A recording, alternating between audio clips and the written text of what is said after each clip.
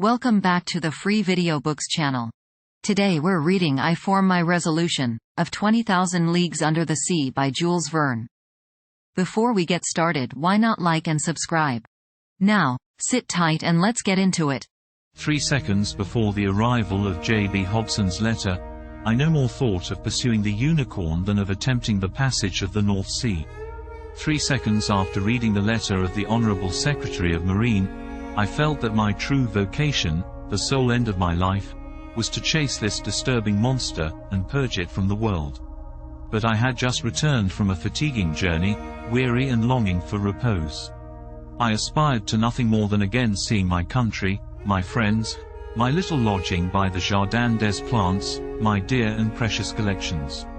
But nothing could keep me back. I forgot all fatigue, friends and collections, and accepted without hesitation the offer of the American government. Besides, thought I, all roads lead back to Europe, for my particular benefit, and I will not hurry me towards the coast of France. This worthy animal may allow itself to be caught in the seas of Europe, for my particular benefit, and I will not bring back less than half a yard of his ivory halberd to the Museum of Natural History. But in the meanwhile I must seek this narwhal in the North Pacific Ocean, which, to return to France, was taking the road to the Antipodes. Conseil, I called in an impatient voice. Conseil was my servant, a true, devoted Flemish boy, who had accompanied me in all my travels. I liked him, and he returned the liking well. He was phlegmatic by nature, regular from principle, zealous from habit, evincing little disturbance at the different surprises of life, very quick with his hands, and apt at any service required of him, and, despite his name, never giving advice even when asked for it. Conseil had followed me for the last 10 years wherever science led. Never once did he complain of the length or fatigue of a journey, never make an objection to pack his portmanteau for whatever country it might be, or however far away, whether China or Congo. Besides all this, he had good health, which defied all sickness, and solid muscles, but no nerves. Good morals are understood. This boy was 30 years old, and his age to that of his master as 15 to 20. May I be excused for saying that I was 40 years old. But Conseil had one fault. He was ceremonious to a degree, and would never speak to me but in the third person, which was sometimes provoking. Conseil, said I again, beginning with feverish hands to make preparations for my departure. Certainly I was sure of this devoted boy.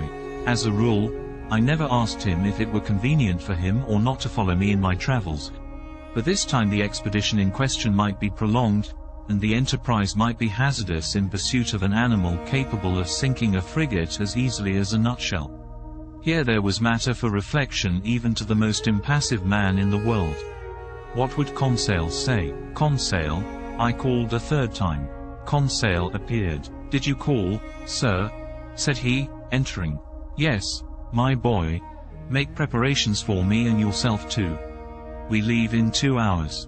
As you please, sir, replied Conseil, quietly. Not an instant to lose. Lock in my trunk all traveling utensils, coats, shirts, and stockings without counting, as many as you can, and make haste. And your collections, sir, observed Conseil. We will think of them by and by. What? The Archaeotherium, the Hyracotherium, the Oreodons, the Cheropotamus, and the other skins. They will keep them at the hotel. And your live babirusa, sir, they will feed it during our absence. Besides, I will give orders to forward our menagerie to France. We are not returning to Paris, then, said Conseil. Oh, certainly, I answered, evasively, by making a curve. Will the curve please you, sir? Oh, it will be nothing.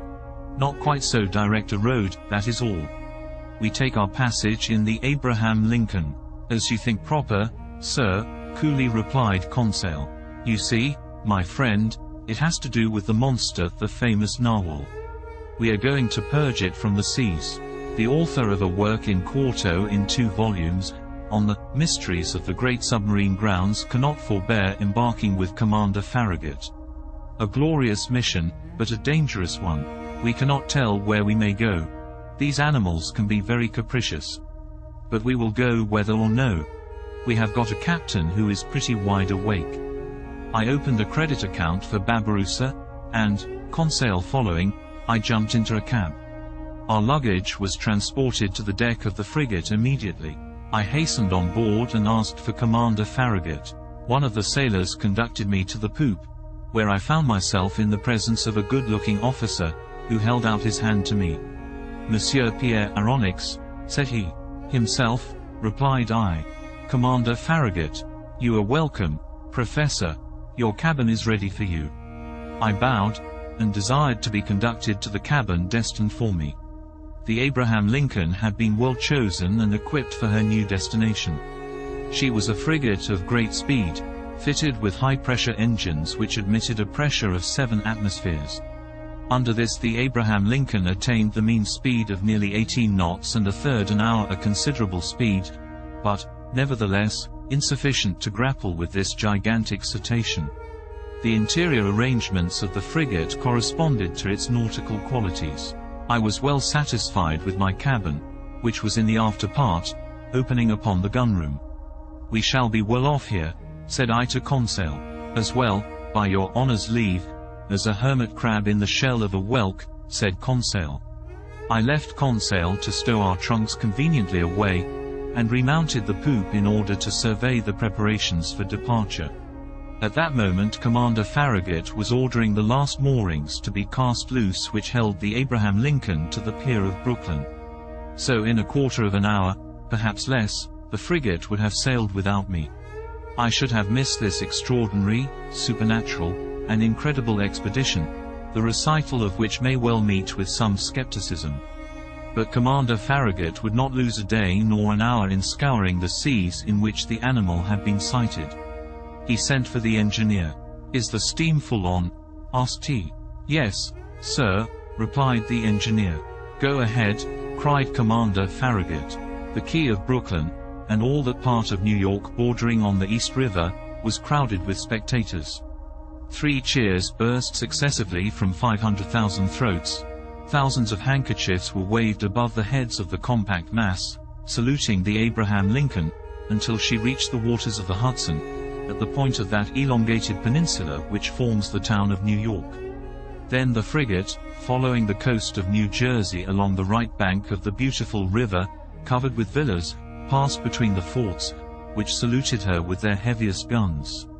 The Abraham Lincoln answered by hoisting the American colors 3 times, whose 39 stars shone resplendent from the mizzen peak, then modifying its speed to take the narrow channel marked by buoys placed in the inner bay formed by Sandy Hook Point, it coasted the long sandy beach, where some thousands of spectators gave it one final cheer. The escort of boats and tenders still followed the frigate, and did not leave her until they came abreast of the lightship, whose 2 lights marked the entrance of New York Channel. 6 bells struck, the pilot got into his boat, and rejoined the little schooner which was waiting under our lee. The fires were made up, the screw beat the waves more rapidly, the frigate skirted the low yellow coast of Long Island, and at 8 bells, after having lost sight in the northwest of the lights of Fire Island, she ran at full steam on to the dark waters of the Atlantic. Did you enjoy today's chapter of 20,000 Leagues Under the Sea? Why not subscribe and ring the bell? Next time we'll be reading Ned Land. Don't miss it.